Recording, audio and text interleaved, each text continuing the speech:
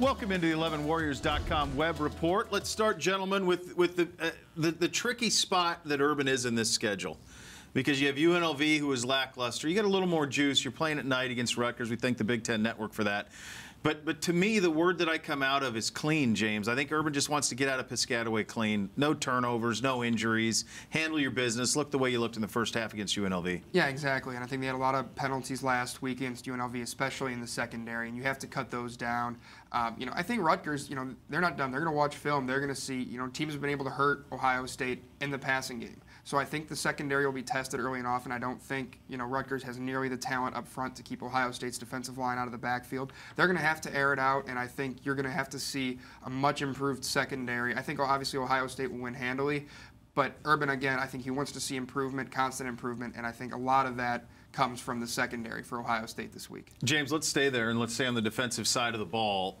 It's part of it is on us, right? Because of the expectation we have of Ohio State defense to have no drop-off on a secondary despite losing 3 first-rounders, to have the best defensive line in the history of the program. These are things we said, that this is what the expectation was, and it hasn't quite been there. We got time to get there, but part of that growth process has to happen on Saturday night. Absolutely. I mean, this is such a talented defense for so many NFL players on this unit that I think the expectations are a little higher than what we've seen. I think certainly the defensive line, we started to see what they could be last week. 13 tackles for loss, truly dominant against a UNLV offensive line, but we haven't seen it yet against teams of Oklahoma's caliber. So I think we want to see continued growth from that pass rush, continued making plays in the backfield. That linebacker level, you got Jerome Baker, you got Dante Booker, guys who were projected as these high NFL draft picks. I don't think they've played bad, but I don't think they've played up to expectations yet. So I think there's a lot of room for growth for those guys. And then certainly the secondary, as we already talked about. They have talent back there. I mean, I think Denzel Ward's a future NFL first-round pick in his own right. I think there's a lot of talent back there, but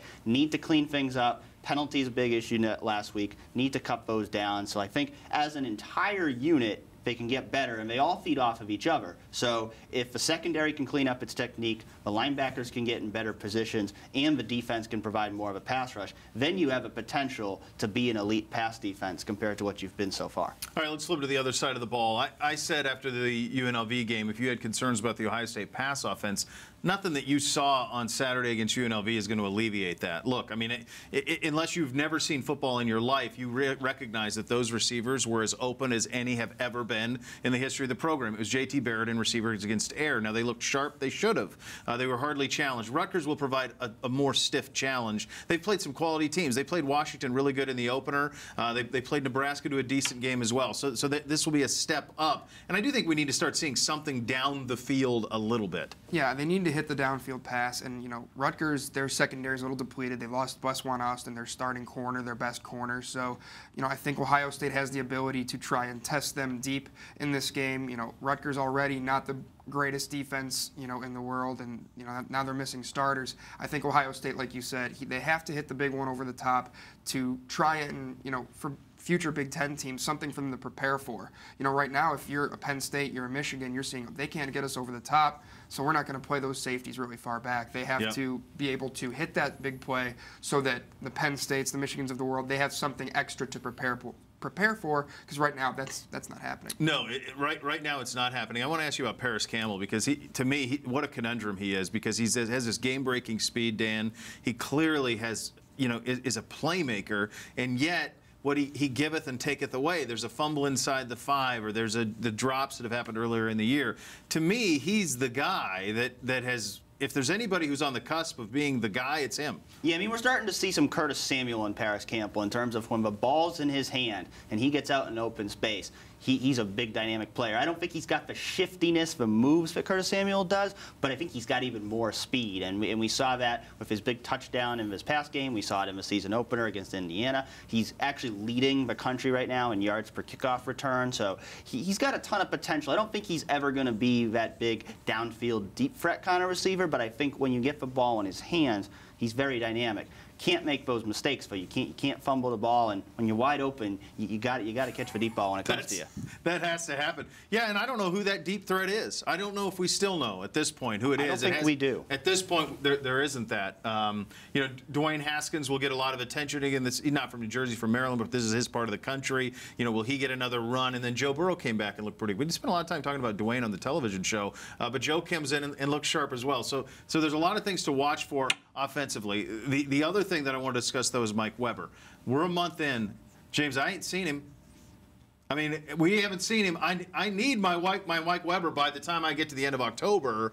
I have to think that that's something that has to be a focal point. I mean, I love Dobbins. He's special. He's running back one. He's first-team running back. Fine. But you need to have two. I do believe, and I think Mike Weber has to be a part of that. He's got to get going. Yeah, they need to see him with, you know, take that next step. Obviously, he hasn't been 100% healthy, so that's part of it.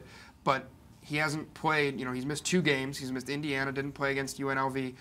Like you said, you need him to be successful in the Big Ten. You need that 1-2 punch. Because we saw Weber last year kind of slow down because he was the only guy. Yep. So you need that 1-2 punch. And I think that if there's a game for Mike Weber to get ready and for him to get his confidence back, this is the one. Because you're going up against the Big Ten team, so he's not going to take him lightly. But at the same time, it's not a top-tier conference opponent. So if there's a game for Mike Weber to get his confidence back, for him to get in a rhythm, it's against Rutgers. It's this week. So you guys are both going to the game in Piscataway. Folks, neither of these guys have seen The Sopranos. Got to get on that. I mean, folks, when we do these things and we do the comments and sometimes we say things that you're upset about, these two fine gentlemen who I adore, who do good work, great work for us, they have not seen The Sopranos. Have not. Let that be your homework. All right, you got the HBO Go or the HBO Now or whatever. You can probably catch all the good stuff on YouTube. And maybe dial into that a little bit, boys, before you head over there. Because you need to know where to get the best cured meats at Satriali's. You got to know these things. These are important things when you're going to New Jersey. I mean, it's the boss and it's the Sopranos. Jackie Aprile Jr. went to Rutgers. And Tony was upset that he came out and got into the family business. These are things that you guys have to be able to reference in your written word. So that's your homework assignment. He's James, I'm Dan, I'm merely Beau. We'll see you next week.